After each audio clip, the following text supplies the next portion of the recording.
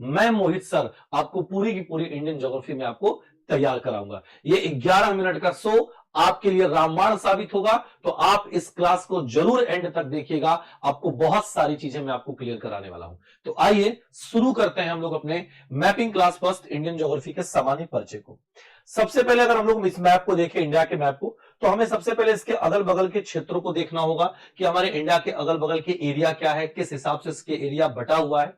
अगर हम भारत के मानचित्र को देखें तो भारत का जो ऊपरी हिस्सा है वो चारों और तीन तरफ स्थलों से घिरा है, जबकि भारत का दक्षिणी हिस्सा कितने तरफ से घिरा हुआ है? जलों से घिरा हुआ है, तीन तरफ जल से घिरा हुआ है।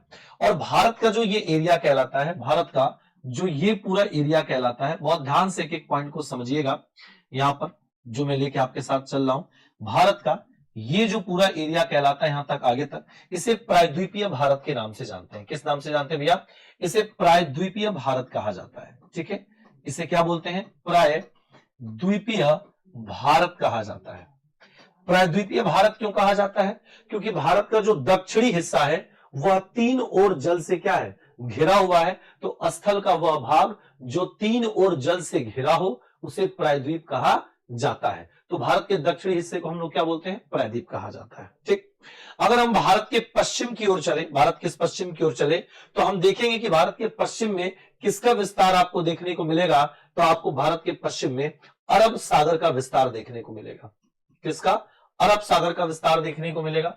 भारत के पूर्व में यहां पर आएंगे तो यहां पर आपको देखने को मिलेगा बंगाल की खाड़ी आपको देखने को मिलेगा। और इसके अगर दक्षिण में हम लोग चलेंगे तो इसके दक्षिण में किसका विस्तार देखने को मिलेगा? हिंद महासागर का विस्तार देखने को मिलेगा। तो ऐसे भी कभी कभी प्रश्न आपके मानचित्र से पूछ लिया जाता है। तो दक्षिण में किसका विस्तार है भैया? हिंद महासागर का विस्तार है। इस चीज को दिमाग पे सेट कर लीजिएगा। इसके बाद भारत से दो महत्वपूर्ण रेखाएं गुजरती हैं। जो ये रेड कलर की रेखा आपको दिख रही है, इस रेड कलर की रेखा को हम लोग बोलते हैं 23.5 अंश कहा जाता है। क्या कहा जाता है भैया? इसे 23.5 अंश कहा जाता है। और ये उत्तरी अक्षांश रेखा है। कौन सी रेखा भैया? ये उत्तरी अक्षांश रेखा है। इसी को इंग्लिश में कहा जाता है ट्रॉपिक ऑफ कैंसर कहा जाता है। ट्रॉपिक ऑफ कैंसर कहा जाता है इस लाइन को। ये रेखा भारत को लगभग दो बराबर भागों में क्या करती है? विभाजित करती है। और यह भारत के कुल कितने राज्यों से? तो 8 राज्यों से होकर गुजरती है। कितने राज्यों से? 8 राज्यों से यह रेखा होकर गुजरती है। इस रेखा की अगर हम सर्वाधिक विस्तार की बात करें या सर्वाधिक लंबाई की बात करें तो इस रेखा की सर्वाधिक लंबाई अगर आपको कहीं देखने को मिलेगा तो वो मध्य प्रदेश में देखने को मिलेगा। जबकि इसकी न्यूनतम लंबाई अगर आपको कहीं देखने को मिलेगा तो वो कहां मिलेगा भैया? वह राजस्थान के अंतर्गत आपको देखने को मिल जाएगा। इसके बाद एक और लाइन है और इसी लाइन को एक नदी है जिसका नाम है माही नदी। माही नदी एक ऐसी नदी है, विश्व की एक ऐसी नदी है जो इस कर्क रेखा को 2 बार काटती है। कितनी बार काटती है भैया? 2 बार काटती है। यह भी प्रश्न काफी बार पूछा जा चुका है कि विश्व की वह कौन सी नदी है जो कर्क रेखा को 2 बार काटती है? तो वो माही नदी कहलाती है। क्लियर है आप सब लोगों को? बहुत आराम से पढ़ेंगे। इसके बाद एक और रेखा भारत से गुजरती है जो काफी ज्यादा महत्वपूर्ण है हम सबकी परीक्षाओं के लिए, और इसे कहा जाता है 82.5 अंश कहा जाता है। पूर्वी देशांतर रेखा है। ये कौन सी है? पूर्वी देशांतर है। पूर्वी देशांतर, इसे इंग्लिश में IST कहा जाता है, यानी इंडियन स्टैंडर्ड टाइम कहा जाता है। और यह रेखा भारत के 5 राज्यों से होकर गुजरती है। सबसे पहला राज्य अगर आप देखोगे तो ये उत्तर प्रदेश से गुजरेगी, फिर मध्य प्रदेश हो जाएगा, फिर आपके बाद एक राज्य पड़ेगा छत्तीसगढ़, छत्तीसगढ़ के बाद पड़ेगा कौन सा भैया? उड़ीसा आपको पड़ेगा। तो ये हो जाएगा आपका क्या? उड़ीसा।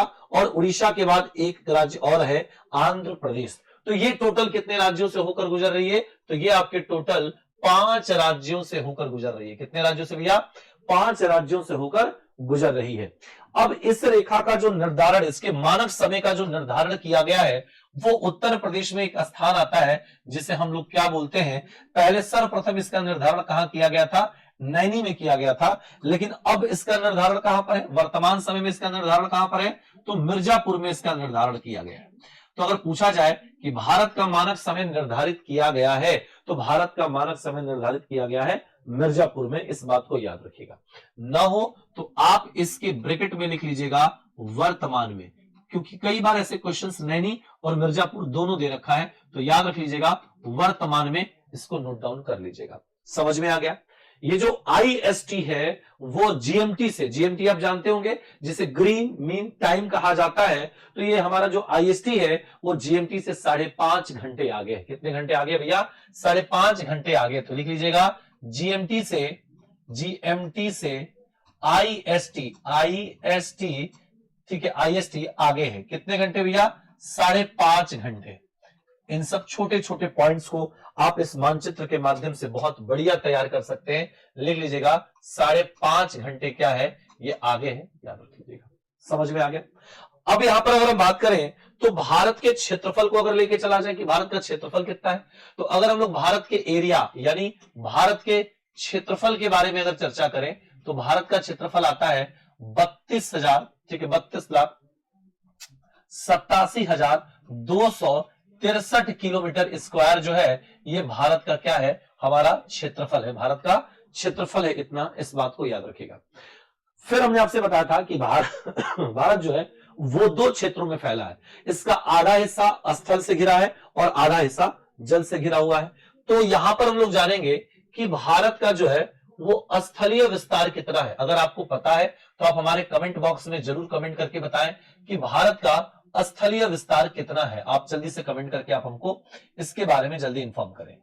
देखिए, मानचित्र आपकी परीक्षा के लिए सबसे ज्यादा महत्वपूर्ण होता है, तो यहां पर हमें पता चल जाएगा कि स्थलीय सीमा की लंबाई कितनी है। तो यहां पर नोट कर लेंगे स्थलीय सीमा की लंबाई। स्थलीय सीमा लंबाई अगर देखा जाए तो स्थलीय सीमा की लंबाई है 15,200 किलोमीटर। तो यहां लिख लेंगे भैया 15,200 किलोमीटर, आप यहां पे नोट कर लीजिएगा 15,200 किलोमीटर हो जाएगा। वहीं अगर बात किया जाए ये भारत का जो किनारा, ये जितने हमारे राज्य हैं, ये राज्य किसके, इस राज्य का जो किनारा है उस किनारे को तट कहा जाता है। तट का मतलब होता है स्थल का ऐसा किनारा जो सदैव जल के साथ अपनी सीमा साझा करता हो। तो अगर हम लोग यहां पर तट की लंबाई की बात करें, तट की लंबाई की अगर बात करें तो कुछ बदलाव किए गए हैं तट की लंबाई में।